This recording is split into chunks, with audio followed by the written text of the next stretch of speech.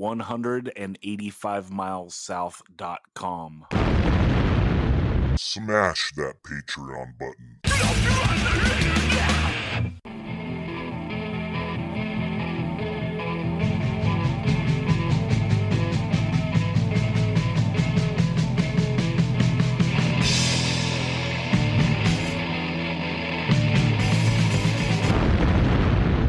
185 Miles South, a hardcore punk rock podcast.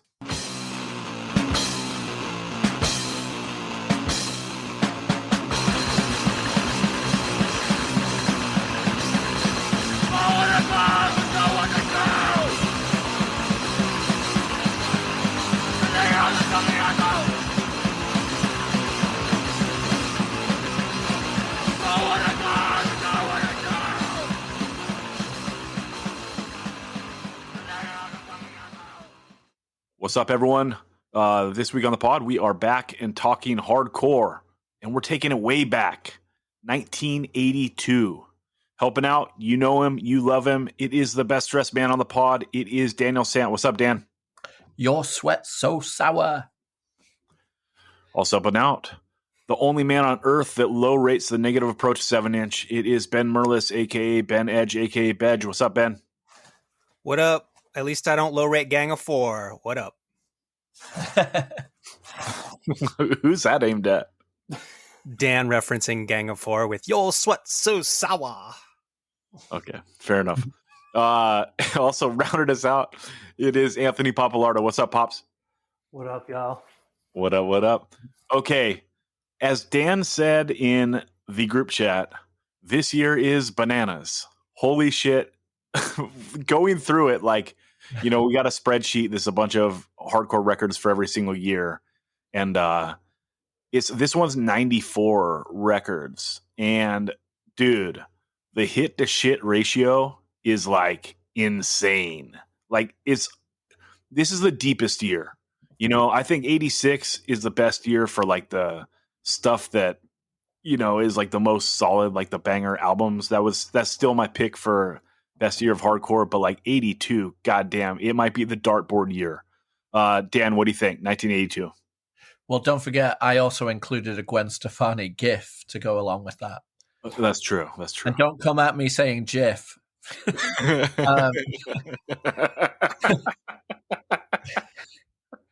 That's a peanut butter. Okay. I will say this. You know, we say 86, but once we did those tentpole albums, it falls off like insanely. Yes. Do you know what I mean? Yes. Whereas this, we could go on and on. This could be like a Super 700 and we'd still be going. Yep. You know, there is so much. It is across all the genres too. That's the best thing about it. There's UK 82. There is classic hardcore releases. There is still the, you know, death rattle of great punk / post-punk. And there's just so much. It is stacked beyond belief. It's a Discharge LP, right? Yep. So you have that too. Yeah, you have some of the best Oi ever, you know? And yeah, holy shit. Ben, let's get your rundown for 82. It's Red Cross versus Iron Cross. It's Black Flag versus it's Black Flag versus White Flag. It's Articles of Faith versus the Faith, and somehow Void still wins. Possibly the most overwhelmingly awesome year on so many fronts. In Great Britain, hair is getting taller and jackets are getting spikier with the retroactively labeled subgenre UK 82, stuff like the Exploited, GBH, and the Verruchers. Of course, future devotees will pray at the altar of this specific era of Discharge. Simultaneously, in the same country, heads are getting shaved as Oi classics are being released by Blitz, Cocksparer, and The Business. Meanwhile, across the pond, 1.5 is peaking with records by Descendants, Bad Religion, Rick Agnew, Angry Samoans, Channel 3, DOA, Fear Effigies, Kraut, Legal Weapon, Zero Boys, Vandals, Toxic Reasons, and Social Distortion. At the same time, proper first-gen hardcore music is in full force with records by Negative Approach, Faith, Void, MDC, SSD, 7 Seconds, Circle Jerks, Dead Kennedys, Bad Brains, and Black Flag. In terms of geographic distribution of awesome music coming out of North America, Southern California is crushing it, but its days as a dominant player are numbered, as the seeds planted by bands like DOA and Black Flag a few years earlier all over the states and provinces are sprouting up their own homegrown scenes. First-gen punk is deader than a doornail, but the Damned and the Clash are still around and doing very interesting stuff. Goth and its U.S. counterpart Death Rock, both directly descended from punk, are peaking as well. X, the band X, signs to a major label. Labels that are founded: X-Claim, BYO, Rat Cage, Razor, Gasatanka, Corpus Christi, Ruthless, the Effigies label, not the Eazy-E label, Version Sound, and Enigma. Bands that break up, all I could find was The Professionals. There are just a million bands being formed. I'm not even going to go through all the bands that put out their first releases because there's like dozens of them. And Minor Threat reunites. There are also a lot of significant comps. I'm sure they'll come up when we start talking about this year. Yeah, well, but maybe we should talk them real quick just because they might not, right? It's the year of Flex Your Head, New York Thrash, No Core, Not So Quiet on the Western Front, Punk and Disorderly, Rodney on the Rock 3, One Side is Sick, Someone Got Their Head Kicked In, This Is Boston, Not LA, and Unsafe at Any Speed. Did I miss anything, Ben? American Youth Report, Rodney on the Rock Volume 3. Did you say Punk and Disorderly Future? I said Rodney on the Rock Volume 3. I missed American Youth Report. Yeah, and No Future has put out a comp called No Future. Oh, well, sick. Pops, can you follow up Ben? What's up with 82? I could never follow up Ben. The only thing I could add is when I was thinking about this list as I was diving in about this year, I was thinking about the factors that killed the Youth Crew revival, and you're saying, why is that? And I think one of the factors that hasn't been mentioned is the revival of 82 Core. A lot of it was part and parcel to the internet starting to happen and people, their starter kit expanding. But back then, I just remember like a lot of people going like sleeveless T-shirt, hold the mic like an ice cream cone. I'm an 82 Core guy, and rightfully so. It's just we could do a 100 song list probably just on this era, and it wouldn't start to lag, I think. And the only other thing, just I guess in thinking about it, is like I was going through all these tracks, and they were like so many of these bands, and in this specific year was my introduction to hardcore. Even though I'm like not of the age that I'm a teenager in 1982, but it kind of goes to say that like the people who are passing this stuff down to me were culling from that year. Like, this is the best shit. And it kind of sticks with me. Ben wrote something really beautiful breaking down this year, but I do have one thing to say, and I'm going to channel Will Smith here. Keep my motherfucking Negative Approach 7-inch out of your motherfucking mouth. Okay. Well, right on. Okay, Dan, let everyone know what a Super 7 is, and let them know the order that we're picking in. Okay, so a Super 7 is we go around in a fantasy football style draft, and we each select a song by a band that came out in the year of 1982. Now, that song may be completely off the table, but the band necessarily isn't. So from there, we go around and till we all have 7-song playlists / mixtapes. And then later in the week, we put it up to the 185 glorious listeners to vote on who has the best collection of songs. Yeah. What's the order? And the order is myself, followed by Zach, followed by Ben, followed by Pops. All right. Dan, kick it off. What's the best punk or hardcore song of 1982? This is so crazy to have all of this unfold in front of you, and it's like literally being spoiled for choice. Yes, and also we should remind all the listeners there are 2 Minor Threat songs available. Let's see if Dan goes there or sticks to his gimmick and doesn't pick Minor Threat. Well, One thing I will say is we talked about this in the group chat, that this year is so stacked that we could go and do the differing rule of what we normally do is like the band isn't off the table, but this is so stacked that we really could make a pick and then that band be gone. But Zach shot us down in true dictator fashion, and I'm not. But what I say is, you and Ben both want to do it. Why don't you guys have a gentleman's agreement and do it? Why does it have to affect me? Yeah, but then I won't be able to get Minor Threat, I bet, and then I would get a lot of shit because in 1982 I have got to choose Right Brigade by Bad Brains as my number one pick off the Raw tape. I mean, does hardcore get any better? Who knows? Like, that is the ultimate question. And Right Brigade itself is just the most perfect song. Like, perfect. It's fast, and then it has groove. It has the best build breakdown ever. It's got strange, menacing lyrics about put your face in the pillow. Like, what's HR up to back there? Who knows?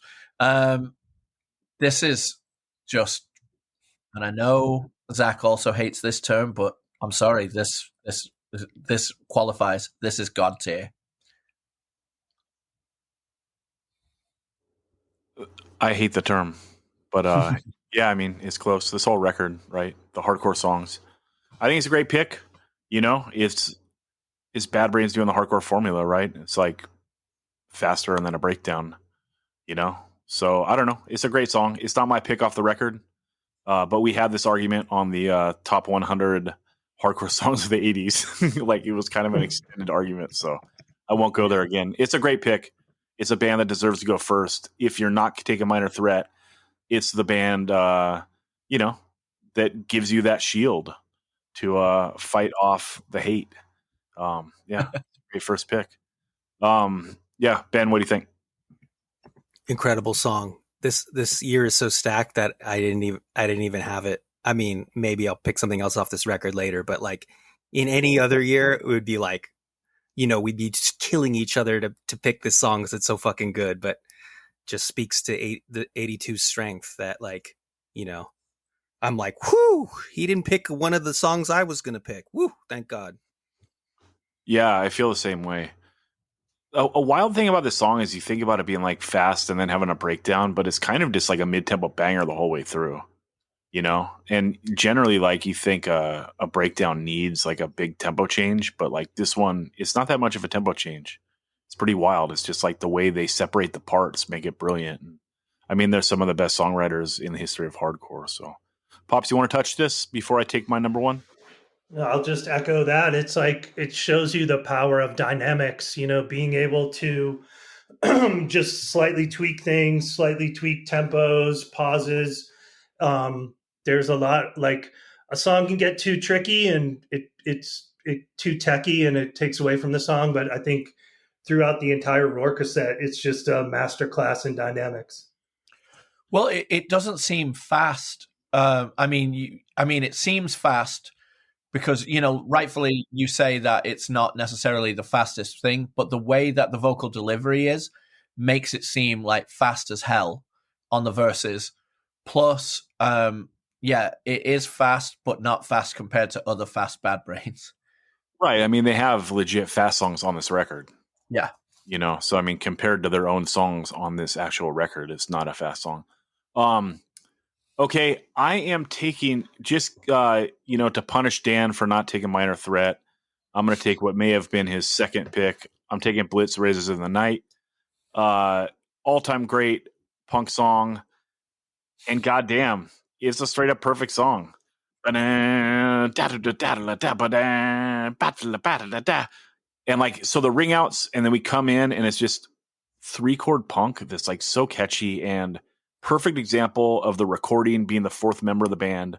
Like, if you don't have like this sick ass lo-fi recording, this doesn't sound the same. If it's recorded in 2023, So it's like one of those things that can never be replicated. And that makes it special because like if you love this sound, it ain't never happening again. So like it's a finite resource of songs that we can tap into. And this is one of the best. So raw, but so catchy.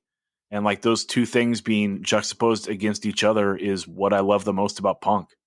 I hate when it's too clean. I hate when it's too safe. And I don't love it when like it sounds terrible and I can't understand it and you have to pretend you like it to be cool. You know? Like this is right in that sweet spot.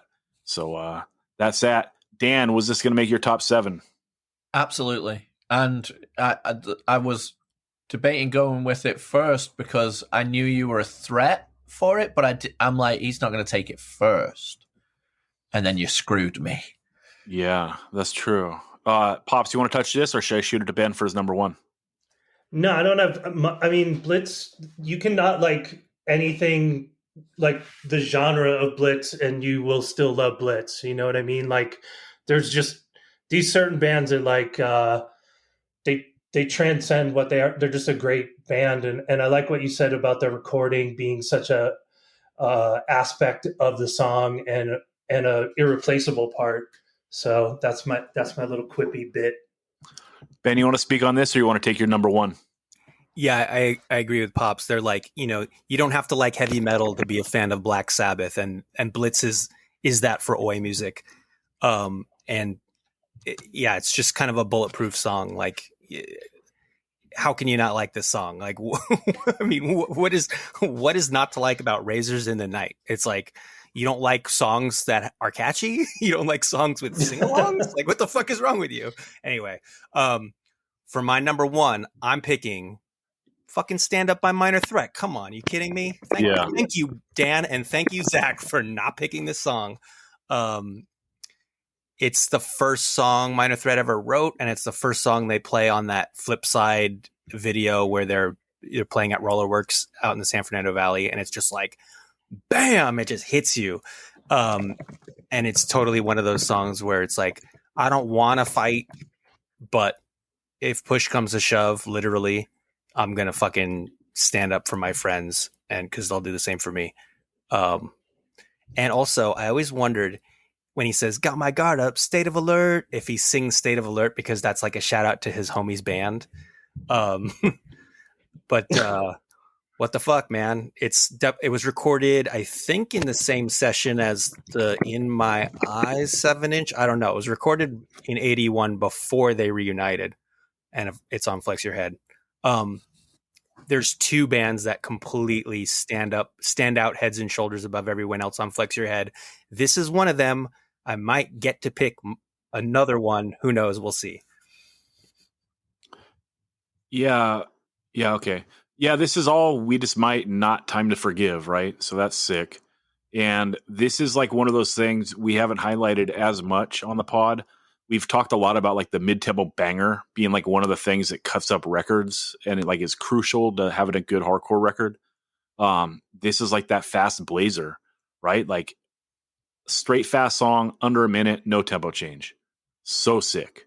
You know what I mean?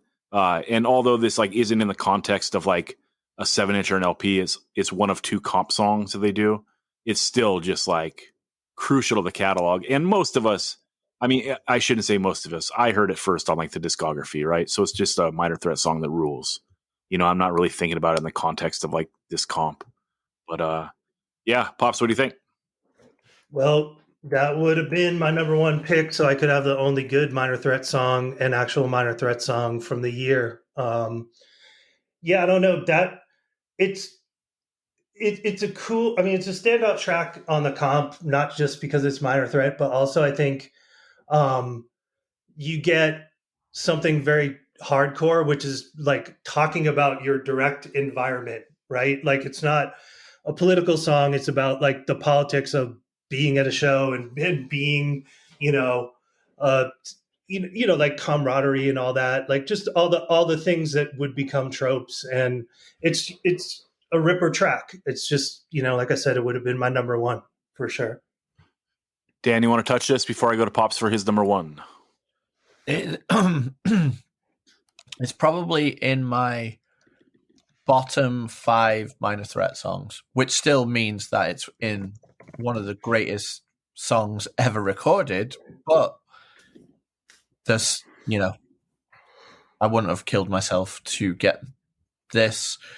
I would in 1982 context, but against the whole catalog, it's a great song, but it's going up against,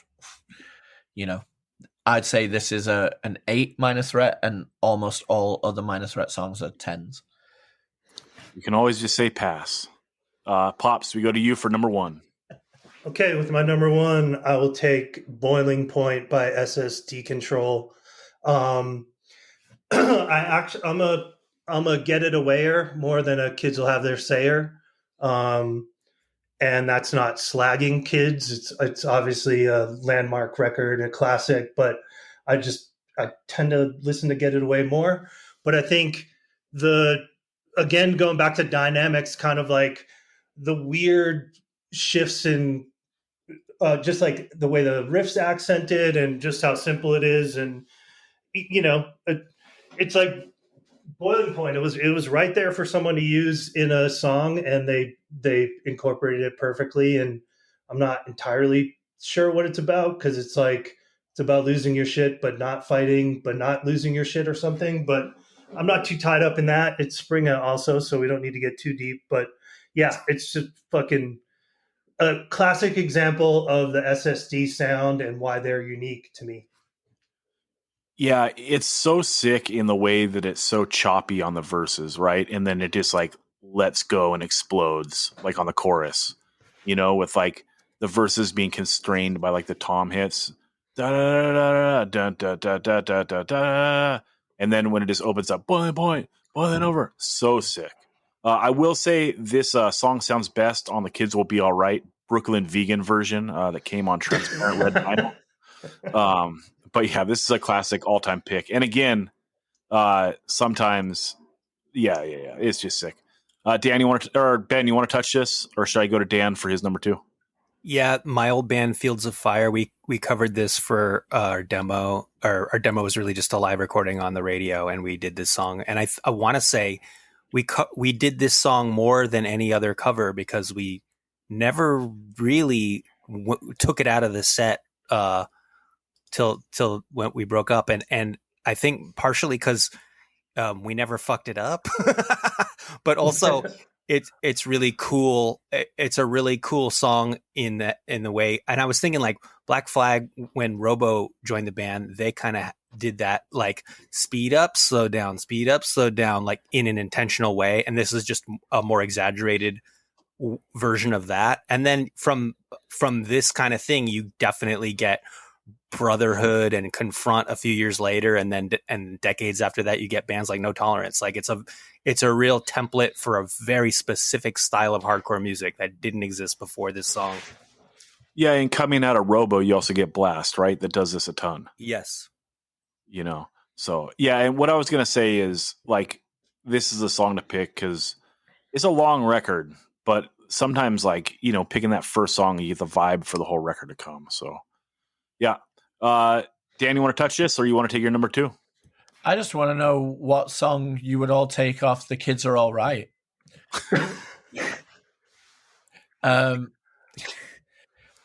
That's a joke, dear listener. It's very topical, but anyway, it's not topical because it's from months ago. But no, yeah. That's what I'm saying. It's topical as in today, but not topical as in really today. Okay, there's so much to take. Well, you got to choose something, Dan. So spit it out. I know. It's like playing chess. Okay, fuck it. I'm just going for the song that is just the best. Negative Approach, Nothing. Boom. It's so interesting because Oi is very big on the other side of the Atlantic, but this is as Oi as straight ripping hardcore will be ever, pretty much. This is so oi yet so hard at the same time. It's perfect, and the song structure is perfect. The way the nothings at the end. I mean, it is screaming into the void of what's that? I think someone's typing when they're not on mute. Okay. Yeah. All right. Well, nothing is in the top 3 hardcore songs of all time. So there you have it. Yeah, I mean, it's a perfect example of like a mid-tempo banger cutting up the record, right? And being the hit, you know, this and Can't Tell No One. And I'll go right into mine, Dan. I'll take Can't Tell No One. So we can talk like the mid-tempo bangers of this record, you know, first song and then, nothing. Yeah, it's the same. I mean, no one does it better, right? Like that raw mid-tempo shouted hardcore song. Like, I don't know. Like it's just like undeniable. I don't know. I can't even describe it. It's like, it's the apex, right? Like, I think that if you're going to say of like the first wave hardcore, you know, and you were going to argue that a band is better than Minor Threat, like you can only come with Bad Brains or Negative Approach, you know, Absolutely. like they're the only two answers that like you're not being a troll, you know, or like, you know, cause you can have your favorites like, oh, I like some psycho ass shit, but like better, you know, like, which is like, you know, I kind of consider it like a molding of like what you think is objective and subjective, you know, like, I don't know. It's great for the early 80s. This is like the apex 7-inch other than Filler. I 100% back that logic. I mean, for the presentation of original hardcore punk and the way it is, that there's only 3 bands in the conversation for the best, objectively. Yeah. Pops, you want to speak on this, or should I shoot it to Ben for his number 2? I just Negative Approach, like that 7-inch really, like if I had to just put something, you know, like we often say, like I just shoot something into space for people to find, it's probably that 7-inch, just because it's so caveman, direct, weird. The vocals are just, it's like a fucking furnace. Like that's it to me. Like if for like my textbook example, for sure. Ben, you're not allowed to speak on this, so let's go to you for your number 2. Misfits Astro Zombies. Bam! Best song ever, or one of them. Probably top 2. Maybe Behind This Wall by Turning Point is slightly above this, but goddamn. I know there's like, you really can't go. I mean, this is the year fucking Walk Among Us comes out, so it's like you could pick anything off Walk Among Us and it would be sit just fine in this playlist. But because this is like my favorite Misfits song, I had to grab it before anyone else did. And it, like, if you just listen to the music and the way he sings, it sounds like a love song. And then if you zero in on what he's actually singing, it's like, oh my God, he's talking about destroying the human race. But it's like a ballady, like late 50s, early 60s, like rock and roll song. I mean, punk rockified rock and roll song. But it's just like, damn, when I think of like the greatest American music ever made, like Misfits are very close to being at the top of that list. Everybody go back and listen to episode 138, because that was our dedicated Misfits episode. Yeah, we got lucky that I thought of that, right? Because like that totally seems like something you'd normally whiff on. We'd be on like episode 140. I'm like, God damn it. You know what I mean? So yeah, this is a great pick. All-time great album. It's the best Misfits LP. You know what I mean? And good God, man, it's just like another testament to how sick this year is. I don't know if this would be my choice off the record, but I wouldn't be mad if like someone chose it, like you, Ben. Like this, you got an argument. This is the best song. You know, it's up there for sure. Pops, you want to speak on this, or you want to take your number 2? I'll speak on it real quick. I mean, if we were like, if I'm thinking about 1982 and just how much came out. When I look at like on one end is Negative Approach, and probably the other end is, you know, the Misfits, like maybe even this song, like Astro Zombies, this song, it's like the most melodic and traditional rock and roll, and then the most like guttural stuff. And like I was picking, everything I was picking was between those things, and like kind of cutting out like death rock or post punk or anything, just because there's so much here. But yeah, no, it's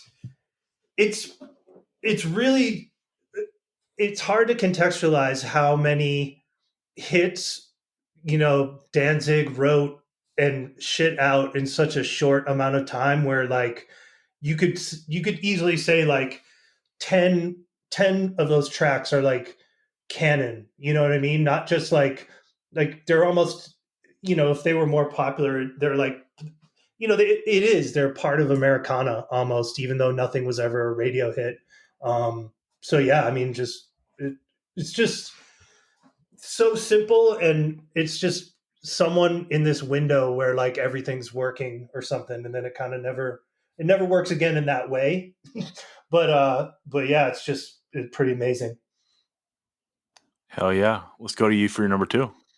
I'm gonna go, my strategy's out the window now, so I'm just going with a band that really was formative for me, as far as a band that to me embodied like positivity, catchy music but still powerful, and just that line of like music that speaks to like a young person who's finding themselves. So I'm gonna go with 7 Seconds, We're Gonna Fight, from the Skins, Brains and Guts EP. It's not even really my favorite 7 Seconds song, but it's just, you know, it's like they're pulling from the Oi basket and making something super anthemic, and it's just like it's a quintessential 7 Seconds song, and that band, like I said, was just so formative to me, and I think formative in that like yin and yang of being like, we're going to be as powerful as we can, but we're going to be really positive about it, and,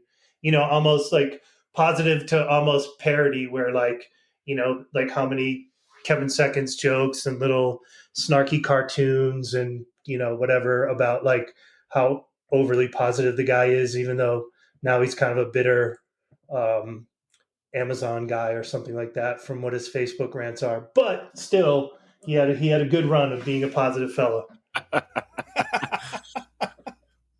Yeah. Someone get in touch with Kevin, because I would love to do a album podcast on The Crew. I believe I sent an email that didn't get responded to. And also, we talked about SSD. Someone convinced Alan Springer, let's do one on Get It Away. So, yeah, handle business, people. This is a great pick. Obviously, We're Gonna Fight, classic song. And it gets redone, you know, like it's a longer version later when they do it. This is like it in its like original form. And yeah, all-time classic, and killer 7-inch too. Ben, what do you think about this? Yeah, I like how you mentioned Oi, because this is their If the Kids Are United, you know, and they actually cover If the Kids Are United. In fact, I would go so far as to say We're Gonna Fight is 7 Seconds, The Kids Are Gonna Be All Right. It's their version of that.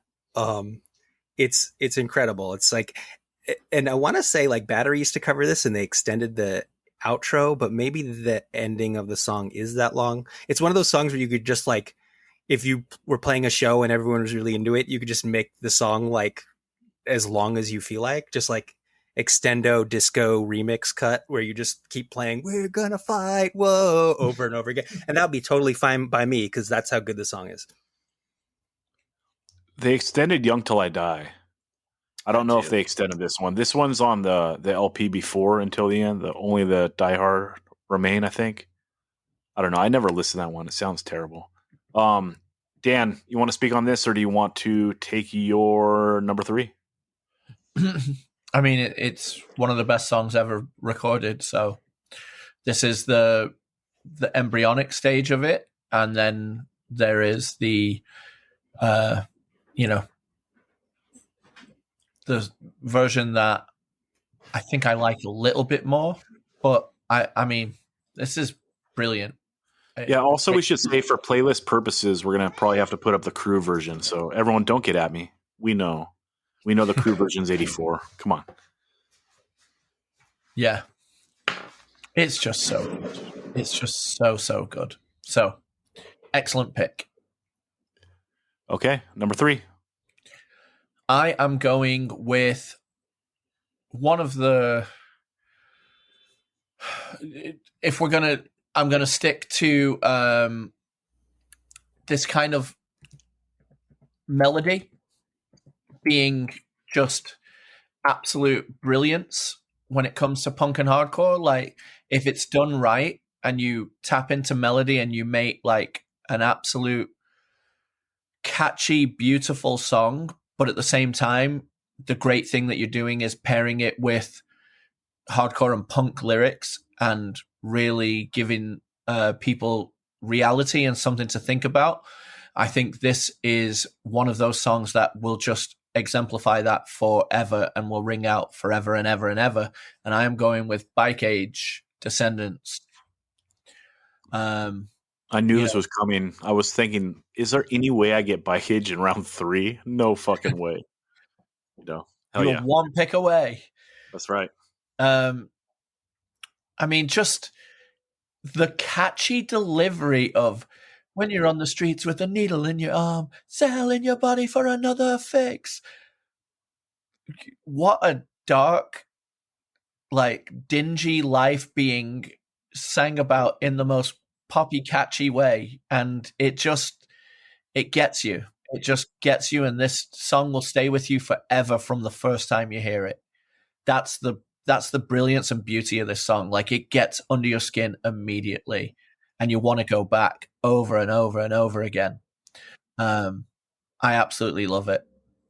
So iconic the way it comes in, right? With like playing like the real chords, and then the bass coming in. It's like, oh my God, what a feeling. It's one of those songs where, it's as good as it gets, like across any genre. It's not like, oh, that's great for a punk song. It's like, no, it's better than Led Zeppelin. So suck it. You know what I mean? Yeah. Yeah, it's amazing. Ben, you want to speak on this? Yeah, we might come back to this band in the future, but this is an excellent pick on an excellent album. This is one of those albums. I know Joe Rivas gave me a hard time for saying this, for using this phrase that I made up, or turn of phrase, but like one of those records where you listen to it and it's so good that it isn't fair. It's like, it's not fair. I'll never make music this good. How did this even fucking happen? Like, this is one of them. And 1982's full of albums like that, which is crazy to think. Hell yeah. Pops, you want to speak on this, or you want me to take my number 3? I'm just going to expand on Ben's frustration when he hears it, because I'm frustrated that these dudes aren't bajillionaires. Like, how the fuck do you write songs this awesome and you're not a trillionaire? Like, I know they're okay, and I know, Descendants have, benefited from punk as a genre and hardcore getting so big that they can do their festival run and pay their bills and then some. But the songwriting is just fucking Godhead. And for when it came out too, I think, I don't know, it's one of those rare things where everyone is, well, it's not rare, right? Because this whole year is every person in every band is firing on all cylinders to make all this classic music. But yeah, the recipe there is just, it's flawless, and spawned plenty of things, both good and bad, as great things do. Yeah, mostly bad. But yeah, this is great. This is like untouchable. Okay, I am going to take... I always think it's weird. We did the same thing on the top 100 songs of the 80s. I'm going to take Discharge, Protest and Survive. And it feels weird, like pulling a Discharge song that's like not the fucking D beat, right? But because, like, again, there's people who listen to this pod that don't listen to everything, and I wonder if it's like a misrepresentation to like be choosing a mid-tempo banger from this band instead of like, a song that represents like their genre they created. But this might be the all-time mid-tempo banger. You know what I mean? Like, it's neck and neck, like this and Hard Times, maybe, you know, like, I don't know. And that's to say, like, a mid-tempo banger has to come from a band that does like majority fast music, right? So it's not just a band playing mid-tempo music. But yeah, I mean, this is an all-time mid-tempo banger. Protest to Survive. It's like, you know what's coming, dude. You know what's coming. And it's just a perfect example of a song to cut up the album and maybe be like the crown jewel of it. Dan, what do you think? Yeah. This is the one, even though, like you say, it's not the D beat. And also, you listen to this one time, you know the words. And Yeah. they're incredible. I mean, the lyrics are so minimalist if you ever like look at them. You know what I mean? It's like there's barely any lines on this song. It's ridiculous in a great way, you know? Pops, you want to speak on this, or should I shoot it to Ben for his number 3? Oh, I was just going to say, in listening to Discharge a lot recently, the band is such a testament to how much you can do with so little in a good way. Like the minimalism of it's really fucked up music and almost to the point of psychedelia, because it's so repetitive and kind of fucking weird, but it's so simple. And just that dynamic at play of like, we're just going to be as brutal as possible. We're going to kind of like pummel you with this repetition. And it's like, it's like that jazz cliche, like you hear what's between the notes or whatever. And I think that's what makes them special, and why like I could kind of care less about all the clones, really, because it's just there's something in the space in the music that's really unique that doesn't get replicated. Yeah, I mean, it's such a simple, stripped down sound that, like, you know, the first people to lay it down are going to be the best. You know what I mean? Much like Minor Threat, you know? So, yeah. Okay, Ben, let's go to you. Number 3. Yeah, I'm going to pick the other band I referenced as being heads and shoulders above everyone else on Flex Your Head. Obviously, the first one being Minor Threat.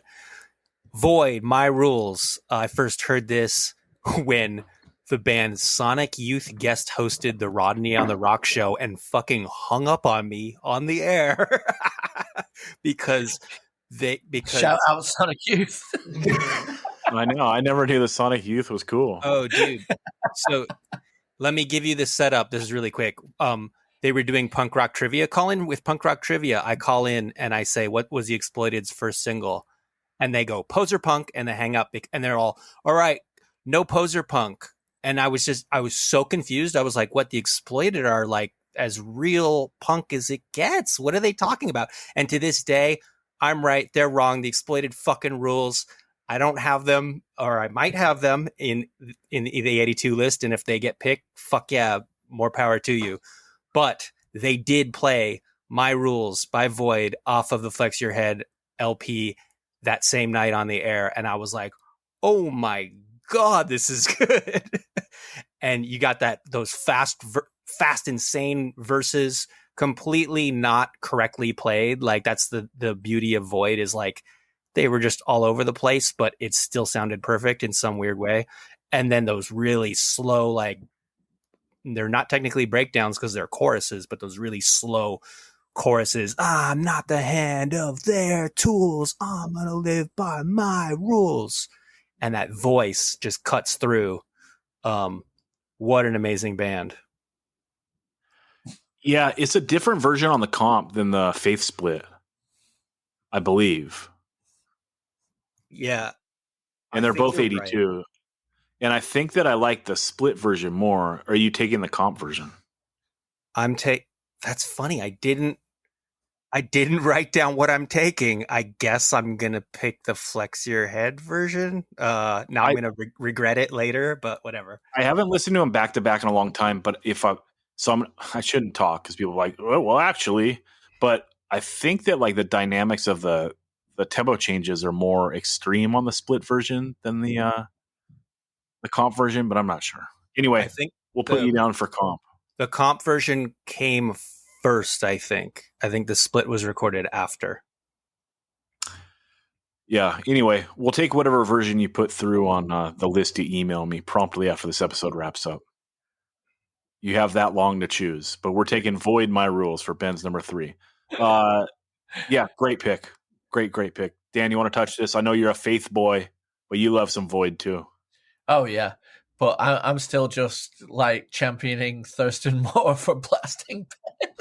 I know. It's like he did something so cool, but so lame at the same time, right? Like, what kind of fucking indie rock nerd is calling Exploited posers? Like, get Exactly. the fuck out of here, dude. Exactly. Go back to college, fucking college rock motherfucker. Actually, I love the song Teenage Riot, but whatever. Oh, they've got some tracks, but I'll tell you this, that he probably has like an insane record collection. Yeah. For what it's worth. Yeah, you know, it's funny bringing up like 82 and the Exploited because this might be a repeat of Dan not picking Minor Threat. What if he doesn't take UK 82? And what if Ben doesn't take Germs? Oh shit. Okay, let's go to you, Pops, for your number 3. Thank you, Ben, for that segue. So I can select the first track off Sonic Youth's 82 EP, The Burning Spear. No, I won't do that. Although, tie into my prior pick, wasn't it Dez and members of Sonic Youth that covered 7 Seconds, Skins, Brains, and Guts kind of in one take or whatever? I forget what they called that, but I think they released that in the early 90s. But I digress. I'm going to take another formative band that is Super Starter Kit, and it's another title track, but I'm throwing out all my normal rules here. So I'm going to go Bad Religion, We're Only Gonna Die. It's the first Bad Religion song I heard. And it was the boilerplate for everything I liked about them. And I don't know, it's much like Descendants. It was, you know, you hear the word punk and then you hear that much melody and it's still pissed off. It doesn't turn you off. Or even the Misfits is the same sort of thing. And it had that same what the fuck's going on vibe. And then also that like, you know, SAT word guy thing and the folklore and, oh yeah, this dude's really smart. And it was like hitting on all cylinders for what I wanted as a young person and still do. Yeah, I love it. You know, me and Ben are Bad Religion super fans. I'm glad this is on here. It is like their classic of the era. I love the later run the most, but this is so ill. And Ben, I think you took the Biohazard version of this song for 92, didn't you? I took this song for the LA Super 7 a million years ago, whenever we did that. Well, that was the thing. Like it's a great song, but it was just missing soul and kind of a Brooklyn attitude. You know what I mean? And they delivered. So, I mean, props. That's a good point. It actually, you know what? I got it mixed up. It was Dan that took the Sublime version in 92. Oh, shout out Bradley. That's right. Hell yeah. This is a great pick. Ben, you want to speak on this? Yeah, God, where did I either heard this story or read it somewhere that the way Gorilla Biscuits was formed was they were all at some skate spot in Queens and Walter heard Civ singing this song to himself and he was like, wow, this guy knows how to sing. And I love that story because like when I think of like great melodic hardcore punk bands or whatever, I think of, well, Gorilla Biscuits and Bad Religion, and they're intrinsically connected through that story. That was great. Dan, you want to speak on this or you want to take your number 4? This is also the first Bad Religion song I ever heard. And this goes into a Zach and I theory / trope of when we declare great songs, when the verses outshine the choruses, sometimes that just makes a song so fucking great. And I really love the verse melody. Yeah. If I had to be discerning Dan or critical Chris, it does drive me crazy. He says the same verse 3 times. So, you know, for such a smart dude, come on, give me a second verse, dude. Hey, he's just still trying to catch up to Early Man. Walking He away. didn't have his masters yet, dude. Come on. That's true. Well, this 16-year-old should have known better. Come on. Dan, number 4. Minor Threat 12XU. Boom. The heel has gone babyface. I love Wire, and I love the Wire version of this song, or the original, the Wire song, and it is so amazing and so good. But it's so funny when punk bands will do, or punk and hardcore bands will do another band's song and will stay faithful to it, but it still sounds so unbelievably different. And that's what happens here. It goes into a whole new stratosphere with the aggression and the real tension that's with Lyle's guitar cutting in with the like those parts and stuff. Like it basically is asking what would happen if Wire got up on the wrong side of the bed. Like it's absolutely that. And I didn't know it was a Wire song the first time I heard it. Obviously, I was heavily into Minor Threat before I was into Wire, and absolutely loved it. But obviously knew it was a cover because you've got the liner notes. But it's just unbelievable. It's amazing. It's fast. It's pissed. It's catchy. It's fantastic. Dude, I didn't know it was a Wire song until like 2018. Really? No. Why? Because of the X utilization? Or like definitely later, but like not that. Probably like 2001 or some shit. But yeah. I love this song. Pops, do you not like this song? You kind of alluded to that. No, it's awesome. It's just between those two choices, it's like, fucking Dr. Pepper and Mr. Pibb, dude. Like, I just want the real shit. The one thing I'll say is like, I think I'm projecting here, but like people cover, for the most part, unless they're doing a parody, it's like the Dickies or something. Like you're covering a band to get other people into the band, and I wonder how many people didn't get into Wire because of this track when they actually heard the original version, and how like turned off to Wire. They probably were expecting something a lot more abrasive. As people I know were like, that Wire version, that band sucks, but I'm a huge Wire stan of like pretty much every era, even the sketchy synth pop that a lot of people don't like. Hey, you love a man in uniform. Well, Never mind. That's Gang of Four. That's Gang of Four, and I do love that. I like sketchy Gang of Four too. I do too. I love sketchy Gang of Four. Sorry. Well, how about that? Okay, I am going to take. I like to go home for Christmas, and this episode might come out after Christmas, but yeah, I don't want to be chased off the beach, and that means I got to take an aggression song. This is the first time that an hardcore band ever came out on vinyl. 1982, the compilation "Someone Got Their Head Kicked In" came out on BYO Records, and there are 3 aggression songs. I think there's 3. There's Rat Race, Rat Race, and Intense Energy, and Dear John Letter. And I am going to take, Rat Race is out, and Intense Energy and Dear John Letter are so close. But because I don't skateboard, I'm going Dear John Letter. So yeah, it's a great song. Again, mid-tempo banger, that catchy ass guitar hook, catchy ass vocal hook, and yeah, in my opinion, all-time classic punk song. And one of Aggression's best. And also, if you had the Aggression CD before you had the vinyl, you probably just thought this song was like a part of Don't Be Mistaken, their LP that comes out in 83. Much like myself, and when I got the LP, I was like, where the fuck is Dear John Letter? You know what I mean? I was pissed. And then I had to figure out that it was on this LP. Then I got it. And then this whole LP is sick. Battalion of Saints, Adolescence, Social D, Youth Brigade. So, yep. Ben, what do you think? Incredible. I love like sometimes I'll just sing this song to myself because it's like so the way the words just fit, like especially where he says, "When I first saw you, I knew I had to get you, but I didn't know that I would have to be your babysitter."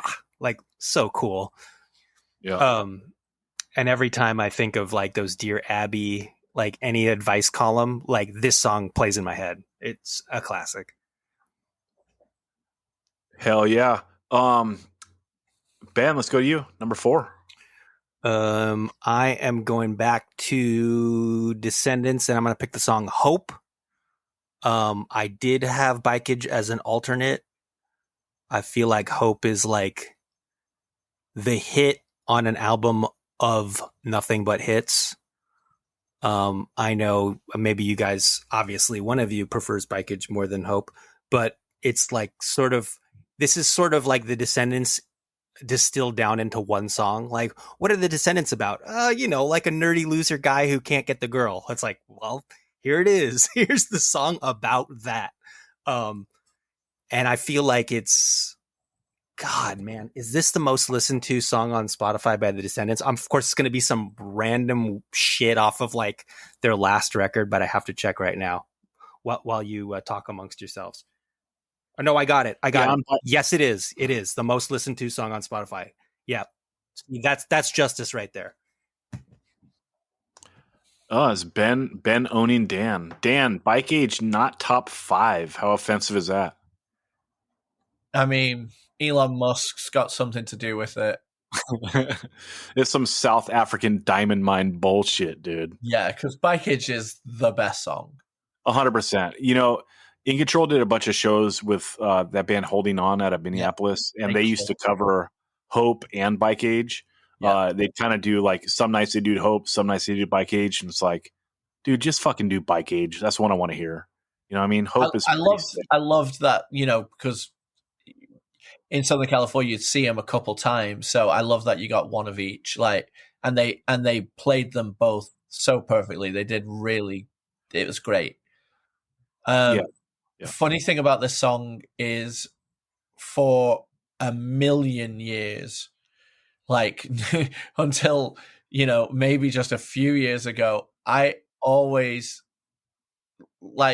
so there's a debate, right? Is it now you wait for his cock, or is it you wait for his spark, it'll turn you on? I've always heard cock, but someone told me the other a few years ago that it was spark, and that I'm crazy, but it's 2 different verses, Dan. It's spark and then it's cock. Oh, okay. Well, there you go. Yeah. Okay. Come on, man. So don't worry. There's still cock in the song for you, dude. All right. So that person got me all confused because I'm like, no, it's clear as day. It says cock. Like, yeah, that's why it's sick too. He goes cock the second time, so it sounds more offensive, Yeah. Okay. Sick. New username alert. Cocksparker. Sick.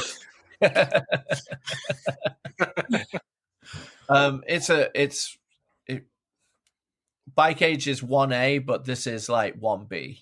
Definitely. It's just behind it. Yeah. I mean, they're the 2 biggest. They're the 2 tentpole songs on the record. Okay, Pops, number 4. Okay.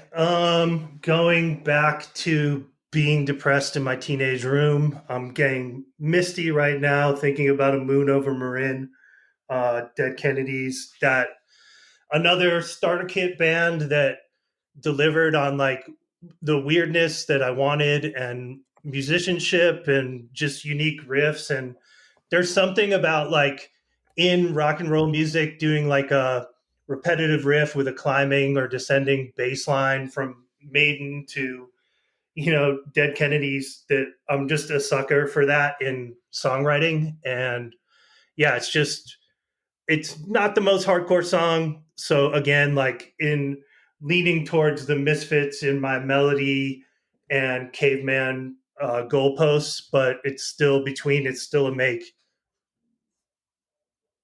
Yeah, well, like the Misfits, they're the best when they're not playing hardcore, right? Like they're the best when they're leaning into like this heavy melody, and like the Misfits are leaning on vocal hooks, and Dead Kennedys lean a lot on like the guitar hooks in their best stuff, in my opinion. So yeah, it's a great song, and one of the only songs that gets excused for being over 4 minutes. So yeah, I Ben, want two more minutes on that song. Like I don't. It's one of those ones where I'm like, oh man, I got to start it again. yeah, that's so sick, so sick. Ben, what do you think? Yeah, by far my favorite song on Plastic Surgery Disasters. Number 2 would be Well Paid Scientist. This song, it was my idea for my current band to cover this, and then we practiced it, and I realized, oh, the guitar is just Pretty Vacant by the Sex Pistols mixed with God Save the Queen by the Sex Pistols. So it's just like goes to show, like, you know, you want to be great, borrow from the best. And because it doesn't sound like a Sex Pistols song, I didn't know that until I learned how to play it on the guitar. And then learning the words to it, it just like made me think, like, I just couldn't.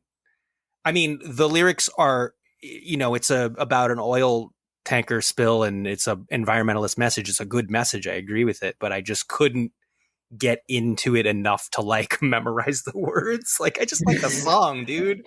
I don't know. I'm a loser, but great pick.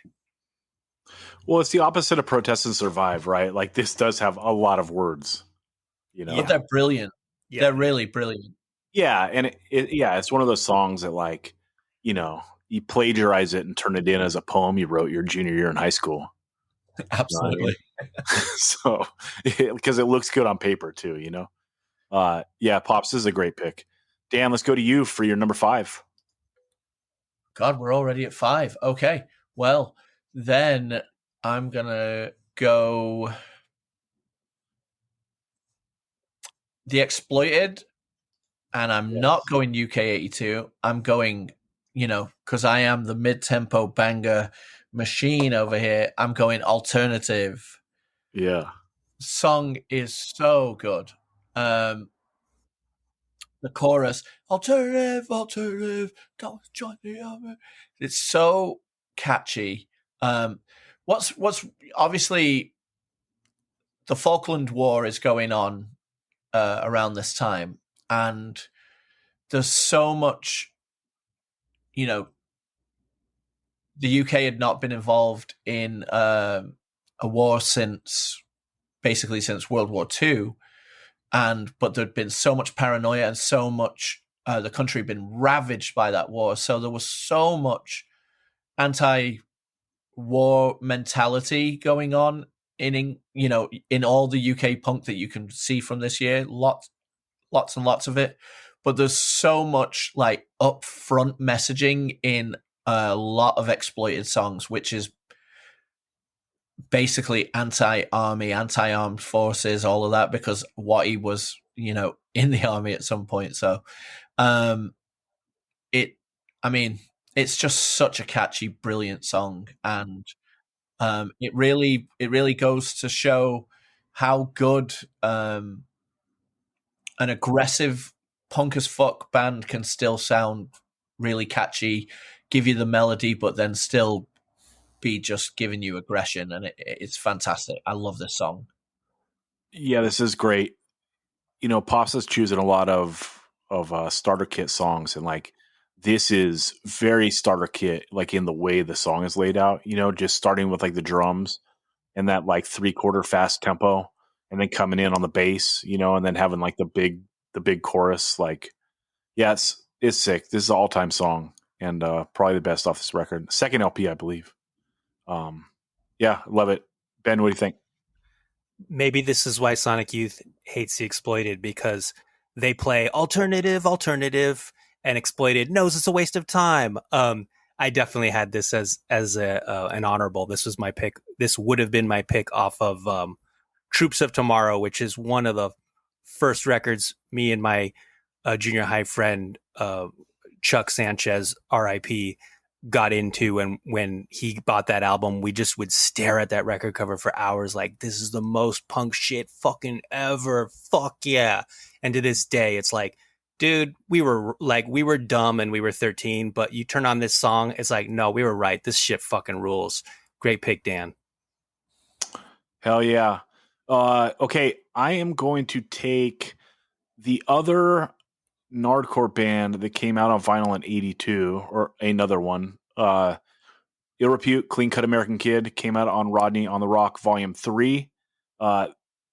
they put this out. It's on like their 82, one of the 82 demos too. They went and recorded. They got re-released recently. You can check them out. They changed the song a bit here. First of all, the recording's better. They went to LA. They recorded a single track, and yeah, on this one they go clean cut American kid. Oh, like that. Whoa, oh. They do it with like the mouth, like the singing. And on the demos, like it's a guitar that goes clean cut American kid. Tony does like a little thing on the guitar. So it's an improvement. It like the little guitar hook is actually pretty sick. And so it's like one of those things like, God damn, I like both. But this version's better. This is like the classic version. And yeah, it makes a sing-along song even more sing-alongy. And I don't think it's the best Ill Repute song, but I do think it's top 5. Ben fucked my list on the top 100 songs of the 80s and took it from Book in its cover to this song. I'm not that mad, just a little mad. But yeah, and what do you think? This is my favorite nardcore song by a band not named Aggression. And it's so cool that like there is a Posh Boy sound, you know what I mean? Like doing the vocal melody thing. It's very like amoeba. Like there was this whole thing that came out of that, like a lot of that surf beat drumming. I don't know if they do hand claps in this song, but that's kind of a part of the whole Posh Boy sound. And it's like, it's so cool that you could take like the best elements of 60s rock and roll and then add it to punk. I mean, I guess the Ramones did that too, but you know what I mean? This next generation of harder and faster punk bands and have it come out so good. Yeah. And I've always thought it was funny that like, this is a song that like, if you're a punk in LA, like you get to know Ill Repute off this song. And then in 83, they put out the Land of No Toilets, which is one of the worst sounding like 7-inches ever. Like that guitar tone is just obscene, and like it's a really bad sounding record. Like the songs are sick, but like you have to have an ear for hardcore to like enjoy it. So it's like so many people must have heard that and it's been like, what the fuck? Like this is the opposite of Clean Cut American Kid, But I love both. Okay, Ben, let's go to you for your number 5. All right, I'm gonna have to go to take a trip to the Midwest to Indianapolis and the Zero Boys, Civilization's Dying. This is off their Vicious Circle LP. Also, I mean, they're from the Midwest, but god damn, this sounds like they could have been on Posh Boy. You know what I mean? Like it really, this back to back with Clean Cut American Kid, it's like the same band could, I mean, it doesn't, this clearly a different singer, but the same band could have done both these songs. Like it's right in that wheelhouse.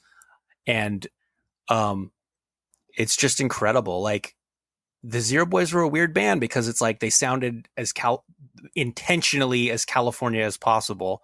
And their bass player was this incredible musician who's from Liverpool, and his older sister grew up going to see the Beatles in the fucking Cavern Club. Like, wow. Like there's just so much musical history in this band. And it couldn't be a better sounding recording. Like, a lot of shit in these days was a swing and a miss. Actually, in 82, I'm looking at my list. Most of it's really good. Maybe the bad recordings came a little later, which is kind of strange. Like you'd think everything should just continue to improve, but that didn't really happen. But this is the way you want this kind of music to sound. It sounds so good. This is one of the greatest punk songs of all time. It's so catchy. The Pope and the President and the big rock star who made a lot of money all got one thing in common. You know it ain't no fun to get shot with a gun. And then again, like Dan, how you talk about like the verse, like in a great song, like you love the verse as much as the chorus. It's like that chorus is so big and so good. And still, like when it goes back into like the second verse, civilization dying, you're like, God damn, I like that even more. So hell yeah, great song. And talking about the history of this band too, Ben, one of these dudes recorded Raw Power Screams from the Gutter, right? Yeah, the singer Paul Mahern, and he's actually a recording engineer for John Mellencamp and has been for many years. And it's funny, it's like, who are the two people you can name from Indiana? I don't know. Zero Boys and John Mellencamp. Oh, they know each other. Like, go figure. Like, such a small world, right? Dude, put some respect on Demo Listen's name. Come on. We all know Colossal Man. What's up? Yeah. But yeah, sick. This is so good. Pops, you want to talk on this? Yeah, I only have trivia to add, I guess, was just, going to college in Boston. And I remember going to see Bullet LaVolta and my friend being like, the singer Yucky drew the Zero Boys cover. And I'm like, that fucking dude, because they had like long hair, and like wearing no t-shirt in November type dudes, and that tripped me out, but I had no internet at the time in the early 90s to fact check that. And I feel like, as I often do when I start dicking around trying to answer trivia from my youth, I was like, whoa, that dude's real name is Kurt Davis, and he did draw that. So that's, other than that song being a ripping track, the album being awesome, if not underrated. But yeah, and also I feel like there's other people from Indiana, like a fella named Axl Rose and maybe his buddy Izzy. But anyways, well, fuck them. I've got to say, congratulations. There is a new member to the Noodles, Johnny Condom, Squirrel collective. Welcome to the fold, Yucky. Oh, Yucky. That's Yucky Gipe, dude. Yucky Gipe. Yucky Gipe. I prefer just the one word. We're going to just give him the Prince moniker now. He's Yucky. Fair enough. Yeah. Not to be confused with the other Yuckies. That's true. Also, there was that one dude that went on the Last Crusade, but that's besides the point. Okay, Pops, let's go to you for number 5. And Michael Jackson. Okay. I'm going back to my, I'm just pulling from the starter kit now, continuing to. I'm going to go with a Bad Brains track off the Roar cassette. They're almost every hardcore song is not interchangeable, but a classic. But I think of the many claims to fame Bad Brains can make, whether it's true or not, and all the first being the hardest band to get banned from DC is pretty fucking awesome. And I like, I like how early hardcore, like you have your standard themes, and then you just have these like curveballs, and writing a song about being banned in DC is fucking sweet. So I'm taking that. So good. Yeah. If I had to choose, like gun to my head, my favorite Bad Brain song to listen to until the end of time, this song on this record is probably the one. It's just like, it's melodic hardcore perfection, like good God. And the solo is so good, and like, it's HR's voice, like doing his best, like melodic shit. I don't know. Dan, what do you think? It's amazing. It's, Pops alluded to it. You can pretty much choose any of the hardcore songs, but there's a reason that in the Pantheon, this is the one that was always thought of the most off of this release. I would say, like, in the greater discussion, this was the song that was unofficially regarded as the hit. Do you think? You think that? I do. Like, nowadays that it's with streaming and stuff, everything is probably discussed more. But I think at the time of like 10 years on from it, this was the song that I think was regarded as the hit. Like, and you kind of connect it to the cover too, right? Like, we're fucking hitting the Capitol with a lightning bolt. We're banned there. Fuck this place. You know what I mean? It's kind of like the iconic record trope, like Iron Maiden Killers. There's a killer on the cover. Power Slave. Like, it's just maybe a little more subconscious, but like I agree with you that it's like the icon of the iconic album in a sense. Yeah, his singing is on the end of that song is like, it's like the greatest thing ever. Oh, I can't afford. Close your door, so see no more. Like, obviously he does it much better, but like, you know what I'm saying? Like, that part is so ill. Goddamn. Yeah, it goes from like manic and like just pummeling you to like soulful, and it's like you take that all apart, and like the solo with It's not like a overdub guitar, just kind of Van Halen style over the beat. Like that's the bat. Like it's like all the elements of their recipe for success. Yeah, so good. Okay, Dan, let's go to you, number 6. All right. I'm going to have to go with never surrender, never give in, never let the enemy win, never say why, never say die. It's always worth another try. Come on, everyone. Never surrender. Never surrender. Yeah. This is probably the most pissed Blitz track. The way it comes in and just it's got the dirge of almost like the Discharge-y, like dirge of the way that their stuff sounds, but it's still so catchy. But it is that negative space where it like it's always worth another try.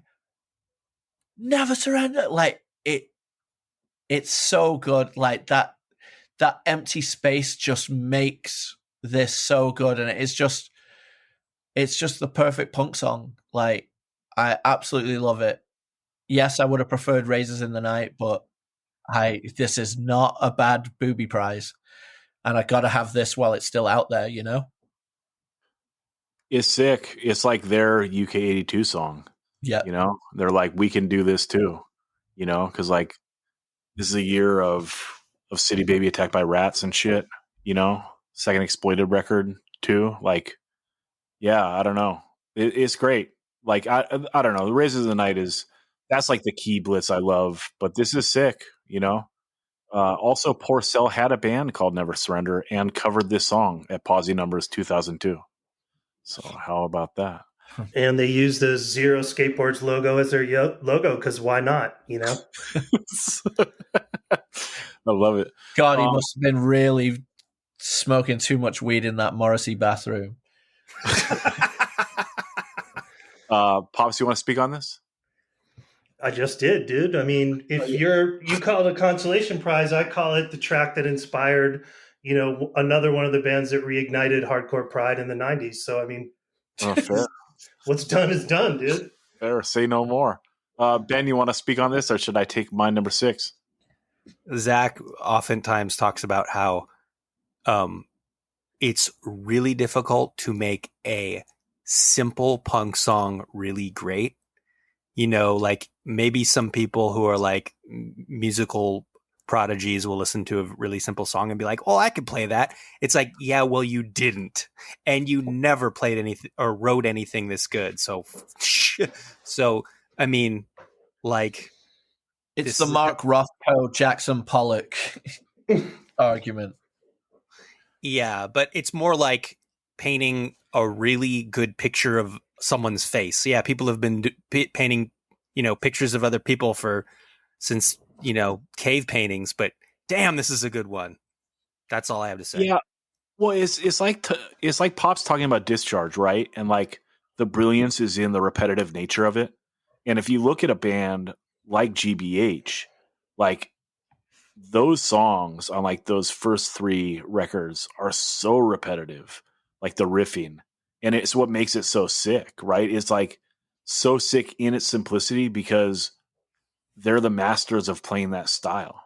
If you're just like some band that tries to play simple UK 82 today, like it's probably not going to work. Like it's not going to sound that good, so like, I don't think it even worked back then for a lot of bands. Like there were a lot of bands on those Punk and Disorderly comps. And not a lot of them are as good as Blitz or GBH. You know what I mean? Yeah. It's strange, like boiling down what like makes some of this stuff so great and what makes some of it not so great. Because like when you zoom in on it, it's very hard to like pick up what it is. It's just like they're playing the shit really well and writing their shit really well. It's like these weird ass intangibles. That makes like I also think too, like you can always make the argument like, if you're the first to do something, you have a leg up, right? Like, oh, it's the first band to play like discordant music that's rock based, and maybe that's like the knock on Sonic Youth or something. But you have to be good. there has to be those intangibles and you have to be good at it.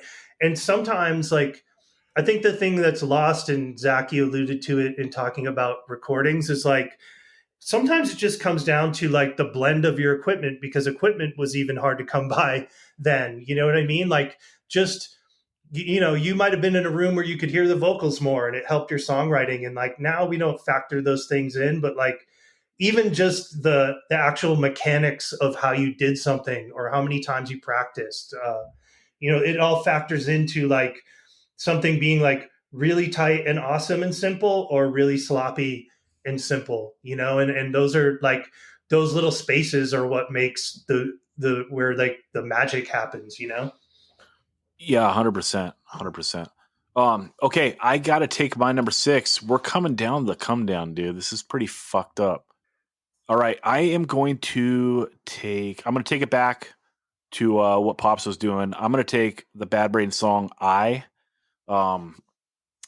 Again, mid-tempo banger. There may or may not be a theme here, but I will say this might be the greatest riff in the history of punk.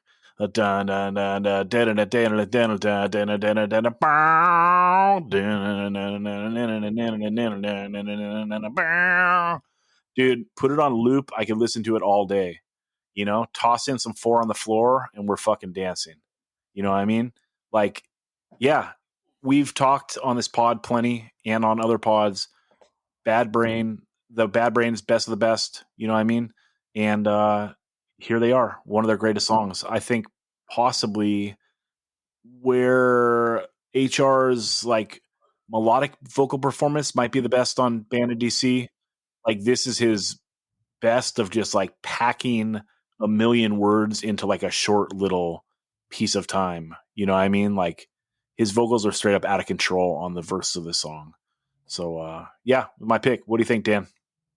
Yeah, I mean, we discussed it on the A's best songs of the A's, and we bumped Right Brigade in over it. But it's such a good song. Also, if we're talking about HR packing in a billion lyrics, Sailing On also does that quite well. That's true. That's true. But yeah, and Pay to Come. Yeah, On. That's true. That's true. Yeah. Anyway, this is what I'm taking. And let's go on to Ben. You want to speak on this, or you want to take your number 6? Yeah, another great pick. Like, as long as you're not picking the reggae songs on this record, like, dude, you can't go wrong. And maybe those are good reggae songs too. I'm not an expert on that genre. But now that you've all picked Bad Brain songs, I feel the peer pressure building. Except I've got to give it up to a continent, or I should say an island, that meant so much to me in my youth when I got into punk music, because the UK is where a lot of my favorite bands came from, and I got to include a band from the UK on my playlist. I'm going UK Subs, Endangered Species, the title track off their 1982 album, Endangered Species, of course. This is one of those bands that, like, they just made too many records. Like, I'm sorry, but like, I know that comes off as crass, no pun intended, but like, they made too many records. But this record is fucking such a banger. And it's like, I think around this time, a lot of bands leaned into rock music. Like, a lot of punk bands started like incorporating more mid-tempo rock kind of vibes to their sound, with like mostly negative results. But man, when UK Subs did it, at least for this period of time, it came out so great. This is like one of those songs that is very similar subject matter wise to Bad Religion, We're Only Gonna Die. You know, like, we are all endangered species. We can blow ourselves to pieces. And I think of them as like, I think of this as like the toughest sounding music without being tough guy. You know, it's like, oh, these guys are tough. They could tour 10 months out of the year for 45 years. And like, it's like, who else fucking does that? Maybe DOA, but like, but they're not trying to like pound their chest and, you know, like, challenge you to fight them or anything. They're just fucking tough. And this when that lead guitar part comes in, I get the feels, as Zach would say when he listens to the Perfect Strangers theme song. Yeah, I mean, it's a record that sounds like they've just been eating beans on toast for like 5 years straight. You know what I mean? Like, this is so good. We've talked about it before, Ben. Like, this record, like, you know, fuck. Part of it is that it just sounds so good. You know, like, this recording is great. Like, not in the way of, like, the Blitz record sounding raw and making it a part of it. This is just like, damn, they went to a good-ass studio and you can hear everything. And, like, they're proficient enough players that, like, that's a good thing. And like, yeah, it's sick. It's one of those records you know, you're going on a 3-hour drive, toss this one on because like it just sounds good and it sounds good to play it loud. What do you think, Dan? Yeah, it's fantastic. I mean, there are a few songs. The singles off this album are all great. Countdown, Down on the Farm. But this is such a good song, and I really love Charlie Harper's voice. And having, you know, seen them in somewhat recent time and like this 70-plus-year-old dude just still bringing it, like lives it, you know, it's so good. Great pick. Hell yeah. Pops, you want to speak on this or you want to take your number 6? I'll just, I think like UK Subs are a band. It goes back to the Minor Threat covering Wire. It's like the reverence that a lot of DC bands have for UK Subs made me pay more attention to them, and I'm super thankful for that. You can go right into your number 6. Okay, cool. I guess because I had mentioned that we cover this band on the pod previously, that I should pick another opening track, Kraut All Twisted. Just, you know, I went about this list as like songs that stood out to me that like are in, like when I think about a year or a time, like what pops into my head. And it's like seeing that video on MTV, hearing that song, getting the record super cheap and being so excited, like feeling like I found the rarest thing in the world. And it's just an awesome, catchy, anthemic song with like very simple lyrics that, again, like you just want to get behind. You know what I mean? Like you're like, your mad quotient isn't full yet, and you hear it and you're fucking like, that dude's mad too. Awesome. And it's catchy mad, even better. Done. So I'll go Kraut All Twisted. This is a great pick. You know, full disclosure, this is like something that came out of the podcast for me because I had never really fucked with this band or record. You know, I always thought they were like kind of the sacrificial lamb of New York before like hardcore like kicked the old stuff out of the way. And we talked this album at length, I believe, on episode 200. And so I took the time to listen to the 2 7-inches that predated this and this LP. And this is straight up spectacular.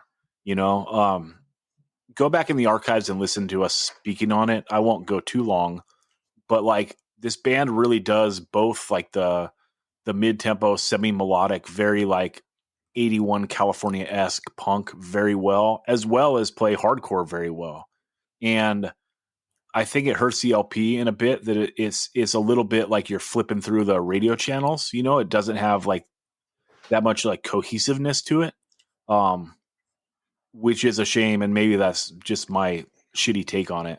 But like all the songs, like, you know, standing on their own are bangers. And this is like the hit of like the mid-tempo catchy ones. So hell yeah. Ben, I'm surprised that you didn't pull this. Was this your 7th round pick?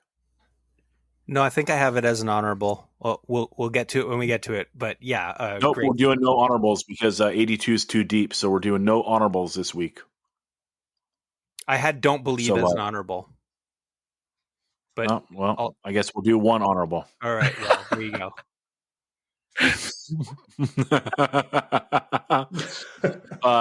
Yeah, I mean, it's just going to make the heartbreak round a little more heartbreaking. Dan, you want to speak on this, or you want to take your final and 7th pick? I mean, I first heard this song through Civ, but but I loved it then, and I love the original even more. You know, it's such a great pick. And you can go into your number 7. Oh my goodness gracious. Okay, we constantly reference this round as the Heartbreaker round, but it has never, ever been more truly a Heartbreaker round as this year. Because, I mean, when you're not pulling anything from records that would be argued to be on like the Mount Rushmore of releases, you know, and you're just leaving tracks by all that stuff behind, it's really heartbreaking. And I could do a full Dan mode right now, knowing that there is no knowing that there is no honorables, and just list all the things that are in contention, but I'm not going to. I'm not going to do it. And I am just going to go with England Belongs to Me, Cocksparrer. God, I'm looking at, there are so many other things that I've just left on the table. And maybe like in the comments, whenever this is posted, we can break down a few things that would have been close. But England Belongs to Me, the drumming is done in reminiscent of the way that clapping happens on the terraces at football, especially back in these days. And it is done specifically to channel that football, like the singing at football to be channeled, which is basically what is 50% of what makes Oi sound like Oi.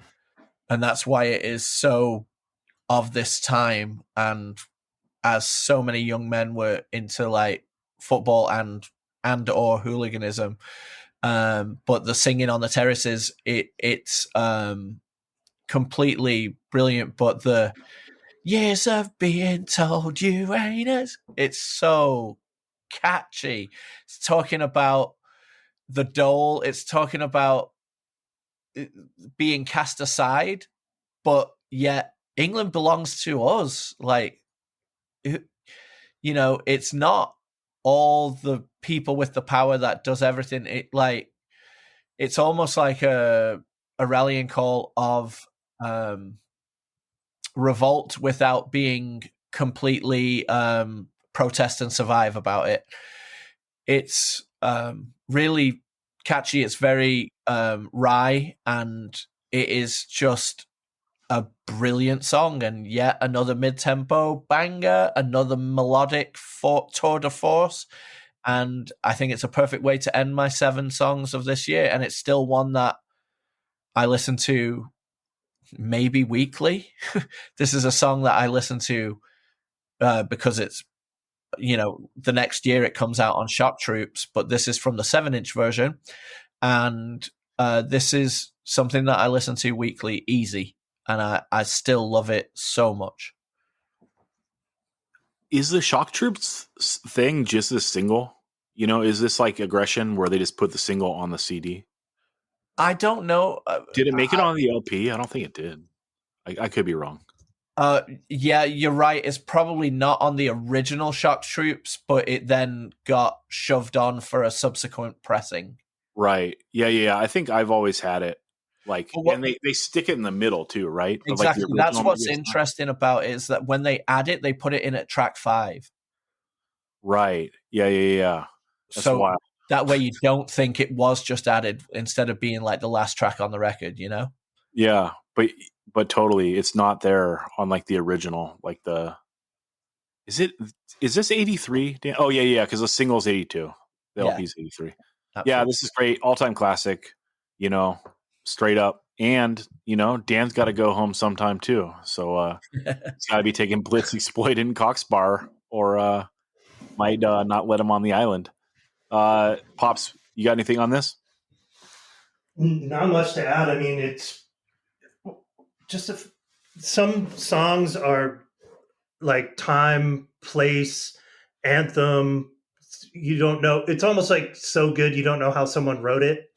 You're like, how the fuck? How'd you do that? Even though it's not like not in like a fucking King Crimson or fucking Tool way. You know what I mean? Like you're not getting too tricky. It's just I don't know. I like when something's like a capsule of time and so tethered to its environment, but also timeless. So that is what I'm adding.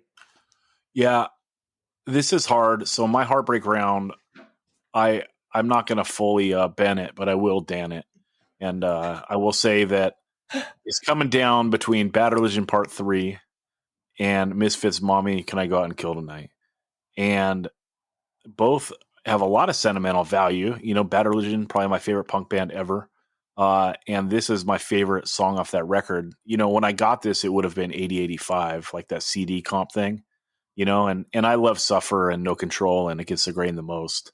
But like on that old stuff, like, God, on Part 3, like the way he pushes his voice, it is so sick. And like the song structure of it just going like verse and then lead and then verse and then lead and then verse and then lead out.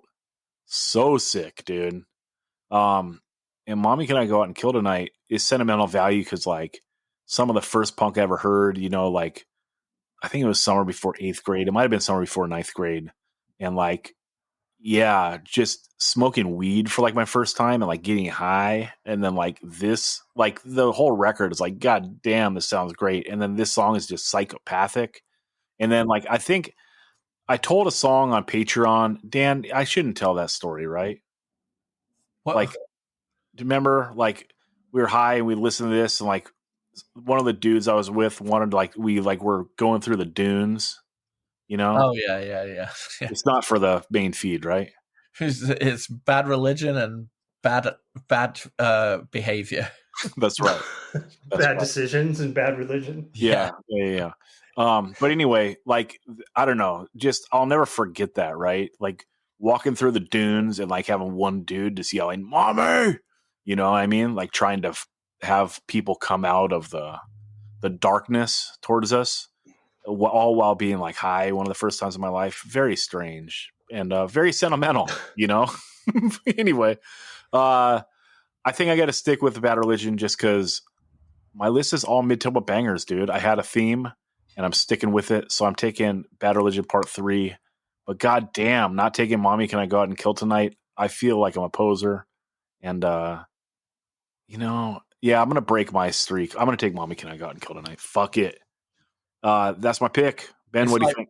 It's like one of those mid-tempo banger songs that just goes fast at the very end. So that's what true. your That's playlist true. is like. It does start as a mid-tempo banger, but it wouldn't be the same if it didn't get Psycho. You know? Oh, true. But I'm saying like the way that your 7 songs, it's like mid-tempo all the way through and then to end it. That's true. And almost Mommy Can I Go Out and Kill Tonight-esque, my list. Very much so. Yeah, I like that, Dan. You made me feel better, and that's why I appreciate and love you. Ben, I know you don't love the Misfits hardcore as much as like when they're super singy, but how do you feel about the song?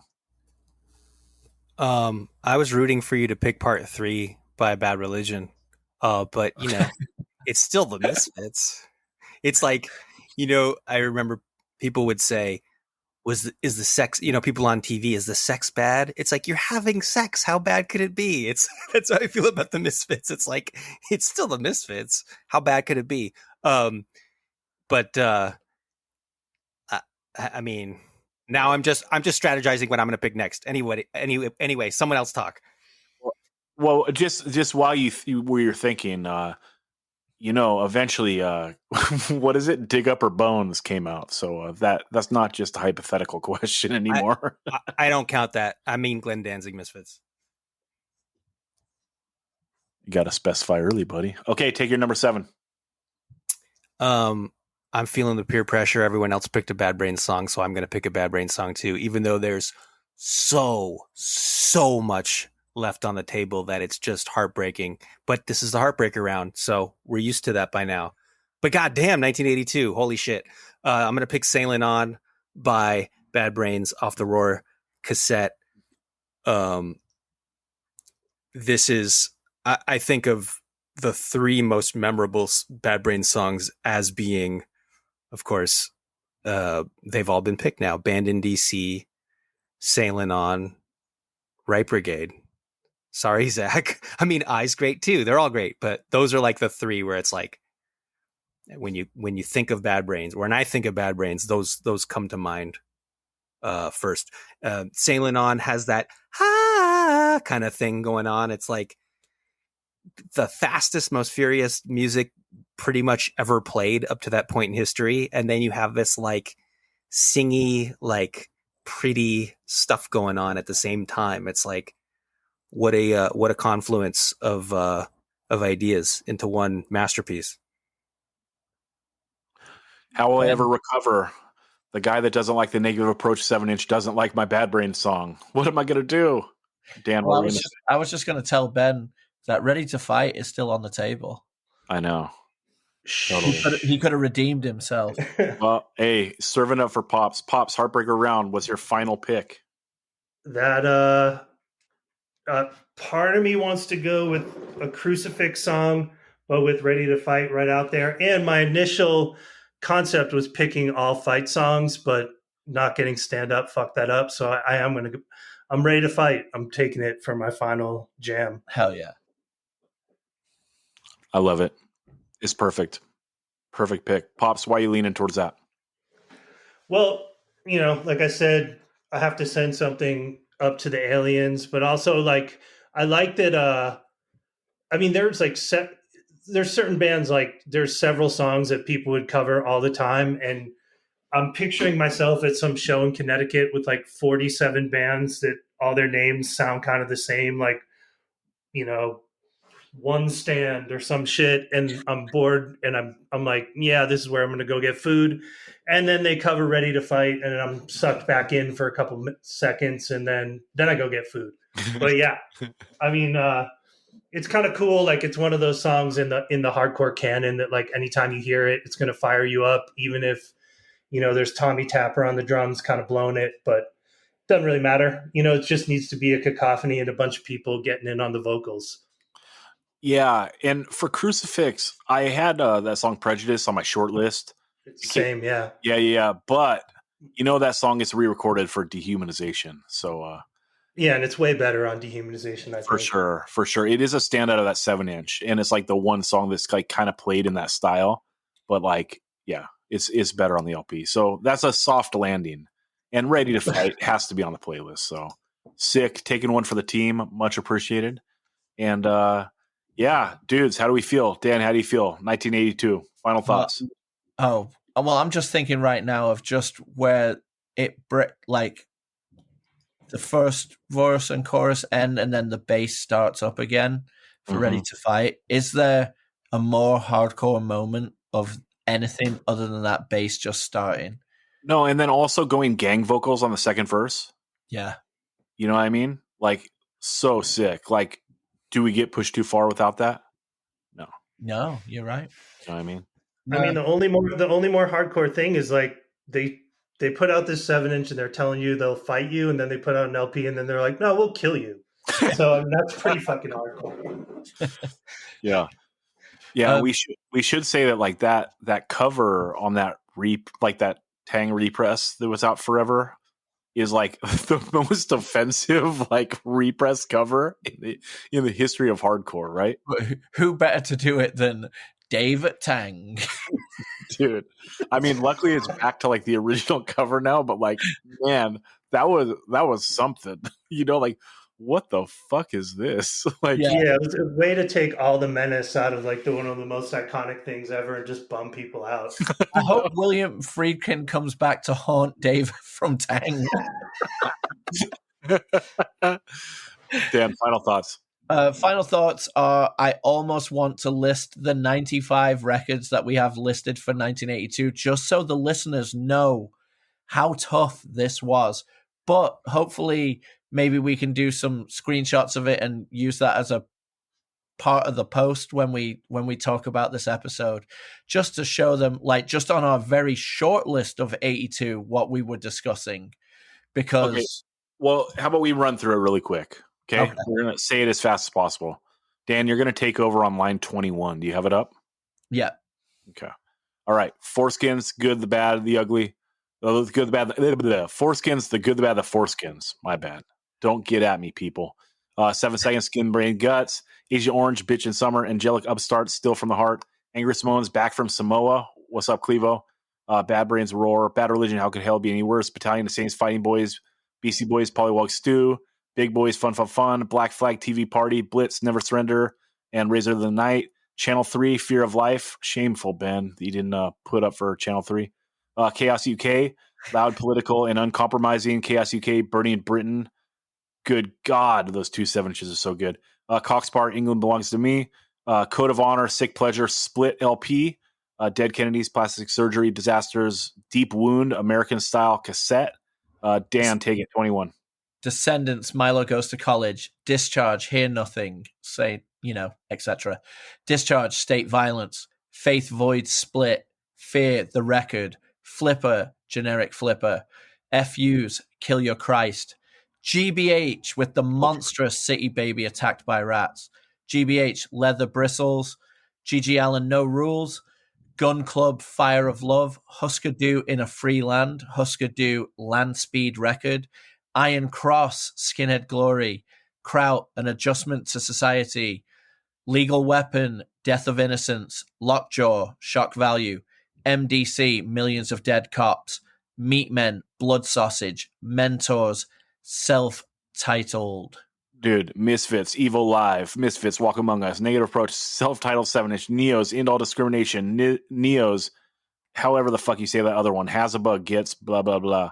Nihilistic, Self-Titled, No Means No Mama, One Way System, Give Us a Future. Good God, so Dan. Good. So Dan, good. Dan done fucked up. One Way System, No Entry. Peter and the Test Tube Babies, Banned from the Pubs. I fucking hate that song. I love it. That's cool. Power Trip, Lab Animal. It's Jeff Dahl's version. Red Alert in Britain. So Red good. Cross, Born Innocent, RF7, Fall In, Rick Agnew, All By Myself. Shameful that Ben didn't take anything. Rudimentary P9 Farce. The Shit Lickers, GBG, 1982. Shout out to all the true punks. What's up? Go fuck yourself.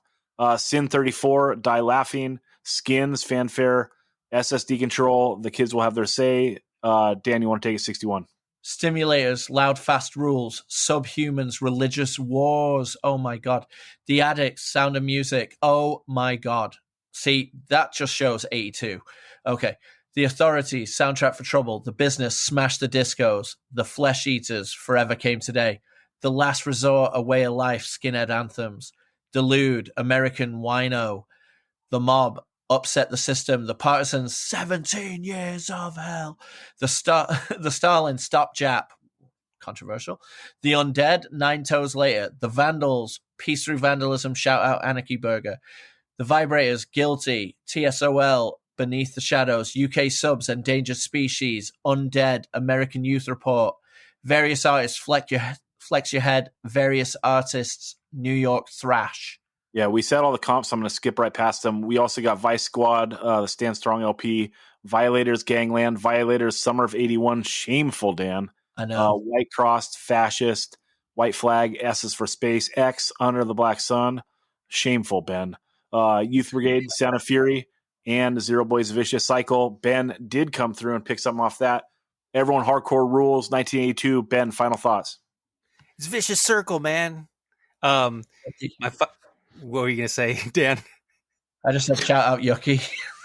Shout out Yucky. My final thoughts, there's just fucking too much to pick from. It's crazy. We could have done a separate Super 7 for the West Coast, the rest of the country, all of the UK, and then everywhere else. Like, we could have done 3 or 4 or 5 Super 7s for 82 alone. That's all I got to say. Pop's final thoughts on 82. What hasn't been said? 82 core forever. Dude, so good. Dan, where can the people find you? On Instagram at Southpaw Instagrammer. Ben, where can the people find you? You can email me xbenedgex@yahoo.com. Pops, where can the people find you? And my URL, anthonypapalardo.com.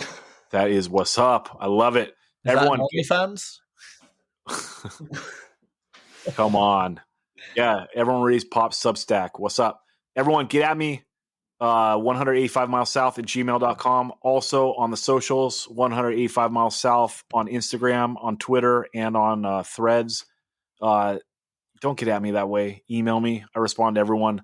Also, my personal, Zach Retalia on Instagram. And dude, the best year for hardcore is really any year that Retaliate puts out an LP. But other than that, 1982 might have it. Retaliate is the best on Instagram. Everyone, we love you all. We'll talk to you next Monday on Patreon.